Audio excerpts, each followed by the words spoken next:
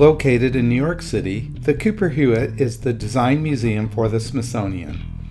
Originally associated with Cooper Union, it relocated to the Andrew Carnegie Mansion on Fifth Avenue.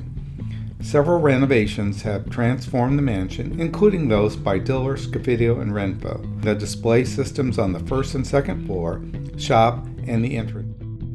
Display cases float in the historic rooms in contrasting materials.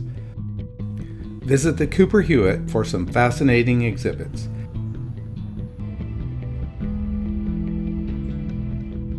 Enjoy a snack in their cafe or outside in the garden on your visit.